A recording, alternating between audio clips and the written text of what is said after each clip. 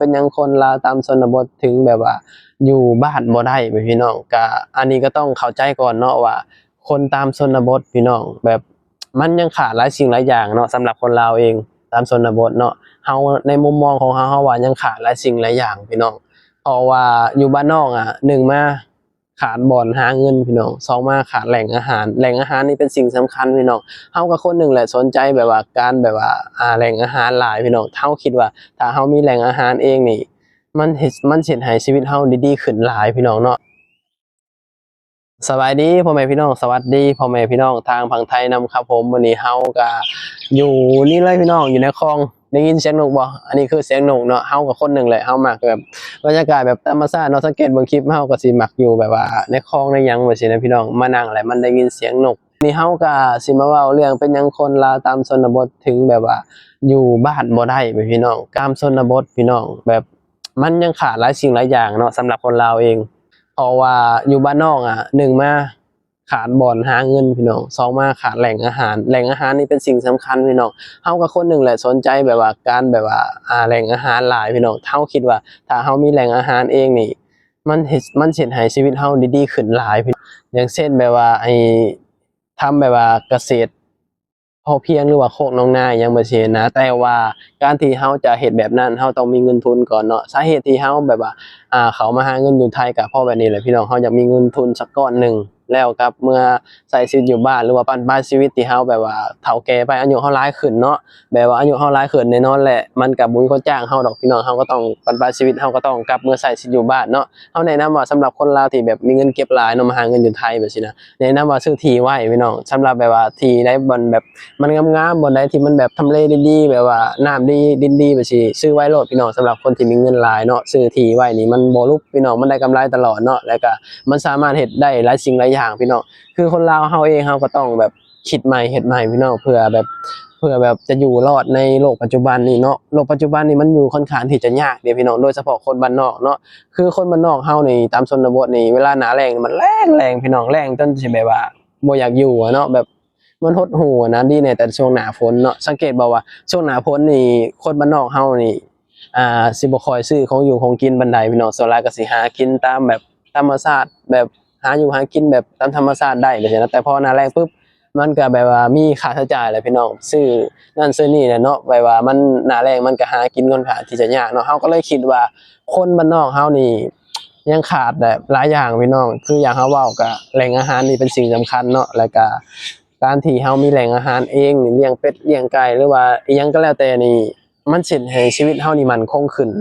แล้วก็การที่เฮาจะเฮ็ดแบบนั้นเฮาก็ต้องมีเงินทุนแม่นบ่ล่ะถามว่าปลายชีวิตนี้เฮาอยากเมื่อใช้ชีวิตอยู่บ้านนี่เฮาต้องมีเงินทุนก่อนเด้พี่น้องถ้าเกิดว่าเฮาบ่มีเงินทุนอยู่ดีเฮาเมื่อใช้เลยนี่มันก็อยู่บ่ได้คือเก่าเนาะเฮาต้องมีเงินทุนก่อนนอนไว้จักก้อนหนึ่งในบ้านเฮาว่าซี่นะมันเฮ็ดให้เฮาอุ่นใจมันเฮ็ดให้ชีวิตเฮานี่บ่แบบว่าขาดอิหยังแบบซี้นะแล้วก็ที่เหลือก็เป็นแหล่งอาหารเนาะเพราะว่าการเกษตรอยู่ลาวนี่มันยังแบบแคบมันยังแบบว่าบ่เปิดกว้างสำหรับในการเกษตรหรือว่าแบบแหล่งอาหารแบบซี้นะแต่สำหรับอยู่ที่ฝั่งไทยเห็นบ่ตามชนบทอิหยังแบบซี้เฮาเคยศึกษาเฮาเบิ่งในปัจจุบันนี่เนาะคนไทยเองก็แบบว่าปรับตัวได้ไวพี่น้องยอมรับว่าปรับตัวได้ไวช่วงแบบโรคระบาดมาช่วงน่ะคือแบบแน่นอนแล้วคนไทยก็เฮ็ดเกษตรอยู่แล้วแต่ว่าช่วงโรคระบาดมาช่วงน่ะคนไทยเองเนี่ยคนต่างจังหวัดหรือว่าเขาเจ้ามาอาศัยในเมืองว่าซี่เขาเจ้าก็กลับบ้านไปเขาเจ้าก็แบบเมื่อแบบใช้ชีวิตอยู่บ้านว่าซี่นะแบบเฮ็ดโคกน้องนาเฮ็ดเศรษฐกิจพอเพียงแบบของในหลวงเนาะปกติแล้วของเกษตร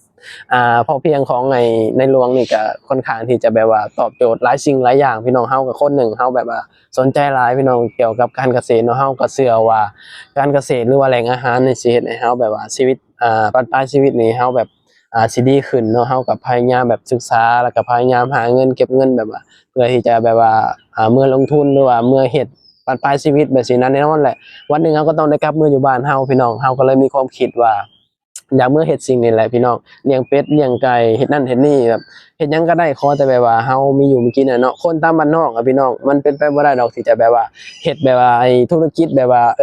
ใหญ่ๆหรืออิหยังแบบซี้นะส่วนหลายก็สิแบบว่าคนบ้านนอกเนาะก็สิแบบปลูกผักปลูกหญ้าเฮ็ดเศรษฐกิจพอเพียงนี่แหละเฮาในความคิดเฮาได้เลี้ยงเป็ดเลี้ยงไก่แบบซี้นะแต่ว่าเฮาก็ต้องมีความรู้ก็ต้องศึกษาหลายสิ่งหลายอย่างพี่น้องการที่เฮาจะเมื่อเฮ็ดแบบนั้นนะเฮ็ดหยังก็แล้วแต่พี่น้องเฮาก็ต้องศึกษาเฮาก็ต้องมีความรู้ ถ้าเฮาบ่มีความรู้มันก็เฮ็ดบ่ได้มันก็อาจจะเฮ็ดให้เฮาล้มเหลวได้เนาะเฮาก็คนหนึ่งแหละสนใจเกี่ยวกับเรื่องนี้เฮาก็ได้ซื้อที่ไว้จักประมาณงานหนึ่งบ่หลายพี่น้องประมาณงานหนึ่งนี่แหละเฮาก็ซื้อที่ไว้ตอนนี้ก็มีมะม่วงมีไอ้ขนุนมักมี่มีไอ้ปลูกไว้หั้นนะแต่ว่าก็ยังปลูกได้บ่หลายดอกตอนนี้ก็เริ่มแบบเป็นหมากออกผลแล้วตอนนี้เนาะก็มะม่วงอิหยังก็ขนุนก็เริ่มเป็นหมากเป็นหยังเนาะเฮาก็มักปลูกนั่นปลูกนี่อยู่นะคนลาวเฮาเองเนาะส่วนหลายก็สิบ่ค่อยแบบว่ามักกับการเกษตรค่อนข้างที่จะบ่ค่อยแบบหลายปานใดพี่น้องบ่ค่อยแบบว่าจริงๆจังๆแบบซี้นะส่วนหลายก็ปลูกอยู่ก็ปลูกก็ส่วนน้อยได้กินก็พอแบบพอได้กินแบบบ่ค่อยแบบว่าอินกับการเกษตรเนาะสังเกตเบิ่งว่าเป็นหยังประเทศไทยนี่ถึงมั่นคงแบบด้านอาหารนี่สังเกตเบิ่งว่าคนไทยนี่เองก็สิแบบความคิดสิแตกต่างกับเฮาหลายพี่น้องคนไทยสิคิดว่าแหล่งอาหารนี่เป็นสิ่งสำคัญเนาะแบบการที่ปลูกนั่นปลูกนี่คนไทยเขาเจ้าเฮ็ดเต็มที่เนาะการเกษตรเขาเจ้าก็เฮ็ดเต็มที่เพราะฉะนั้นแล้วคนลาวเฮาเองก็ต้องปรับเปลี่ยนพี่น้องก็หันมาเฮ็ดการเกษตรเนาะปลายชีวิตนี้การเกษตรนี่แหละเฮาว่าสิโอกาสเดียวที่จะเฮ็ดให้เฮารอดเนาะคนบ้านนอกจังซี่นะการปลูกนั่นปลูกนี่แต่ว่าเฮ็ดการเกษตรนี่มันต้องใช้ความขยันใช้ความอดทนเด้พี่น้องถ้าผู้ใดบ่มักก็เฮ็ดบ่ได้เนาะเฮาก็คนหนึ่งเฮามักเด้การปลูกนั่นปลูกนี่เนาะตอนนี้เฮาก็ปลูกไว้ก็รู้สึกว่าหลายอยู่พี่น้องปลูกไว้นะ เอาไว้แบบว่าเฮาเฒ่าแก่ไปหรือเอาไว้ให้ลูกให้หยังไว้เขากินแบบซี้นะเพราะว่าอีหยังก็แล้วแต่ถ้ามันเป็นของเฮาเองเฮาก็สิสะดวกสบายพี่น้องของหมากไม้อีหยังปลูกนั่นปลูกนี่ไว้มันก็ได้กินได้ยาวนานพี่น้องอย่างเช่นปลูกไอ้มะม่วงหมากมี่ขนุนอีหยังก็แล้วแต่สิเนาะมันสิแบบได้กินตลอดสิเฮาก็ได้ปลูกไว้ตอนนี้ก็เริ่มเป็นหมากเป็นหยังแบบซี้นะก็ทยอยแบบว่าปลูกไว้ก็ ตอนนี้เฮาก็คิดว่าอยากปลูกให้มันเต็มที่ที่เฮาซื้อไว้ไปซี้นะเพราะว่าเอาไว้อยู่ไว้กินถ้าเกิดว่ามีคนอยากซื้อเฮาก็ขายแบบว่าพอได้ค่าน้ำค่าไฟอิหยังก็ว่ากันไปไปซี้นะพี่น้องก็นั่นแหละสำหรับคนที่แบบมีเงินเก็บหลายเฮาแนะนำว่าซื้อที่ไว้พี่น้องซื้อที่ไว้ที่นี่มันซื้อแล้วมันบ่รบมีแต่ได้กำไรเพราะว่าคนเฮาแบบว่านับมือมันแบบเพิ่มขึ้นเนาะแต่ว่าที่นับมือมันน้อยลงพี่น้องนับมือมันสิเป็นราคาเนาะเฮาก็คนหนึ่งแหละถ้าเกิดว่าเฮามีเงินหลายนี่ สำหรับเราว่าเราสิเชื่อที่ไว้ที่นี่เป็นหยังที่สำคัญพี่น้องหลายคนแบบว่าบ่คิดในจุดๆนี้เนาะถ้าเกิดว่าเรามีที่หลายนี่หลายสิบปีไป20ปีไป20ปี30ปีไปนี่มันยิ่งเพิ่มมูลค่าค่อนข้างที่จะหลายพี่น้องเนาะสังเกตเบิ่งว่าที่ตอนนี้หน่อยเดียวมันก็3-4หมื่นหรือว่าเป็นแสนแล้วสำหรับแบบว่าบ้านหลังหนึ่งจั่งซี้หน้าทางจั่งซี้ที่ล้มบ้านหลังหนึ่งมันก็เกือบเป็นแสนเลยพี่น้องในปัจจุบันนี้เนาะ คำอยู่ประเทศไทยนี่แพงพี่น้องโดยเฉพาะในเมืองบัดซี้นี่แพงเนาะแต่ว่าอยู่บ้านนอกเฮามันก็บ่ปานใดแต่ว่ามันก็แพงสำหรับคนบ้านนอกนั่นแหละเนาะมันก็แตกต่างกันพี่น้องก็นั่นแหละการแนะนำแบบว่าสำหรับคนลาวที่มาหาเงินอยู่ไทยเนาะว่าถ้าเกิดว่าผู้ใดมีเงินเก็บหลายก็แนะนำซื้อที่ไว้พี่น้องบรรปลายชีวิตกลับไปเฮ็ดการเกษตรพี่น้องการเกษตรนี่แหละสิเฮ็ดให้เฮาแบบว่าโอกาสรอดในยุคสมัยนี้เนาะยุคสมัยนี้มันยุคการเปลี่ยนแปลงคนลาวเฮาเองเฮาก็ต้องคิดใหม่เฮ็ดใหม่ เปลี่ยนหลายสิ่งหลายอย่างพี่น้องเพื่อที่จะ